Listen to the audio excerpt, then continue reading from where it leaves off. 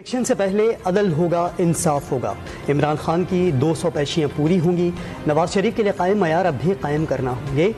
आज इंसाफ कर दो, कल सुबह इंतखाबात करा लो। नून लीग किसी इंतखाबात से नहीं डरती। चीफ ऑर्गेनाइजर मुस्लिम लीग नून मरियम नवाज का साहिवाल में वर्कर्स कन्वेंशन से धुआंधार खिताब। सवाल उठाया, ये कैसा प्लास्टर है जो उतर ही नहीं रहा। दो सूबों में इंतखाबात से मुतालिक अज खुद केस सुनने वाला सुप्रीम कोर्ट का 9 रुकनी बेंच टूट गया। जस्टिस एजाजुल एहसन और जस्टिस मज़ाहिर नकवी ने खुद को समाअत से अलग कर लिया।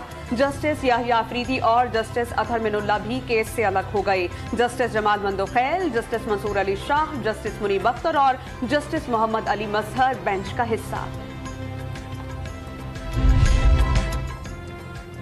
इलेक्शन कमीशन असूल नोटिस केस में 3 जजेस के इख्तिलाफी नोट। अदालती हुक्मनामा अदालती कार्रवाई के दौरान लिखवाए गए ऑर्डर से मुताबिकत नहीं रखता।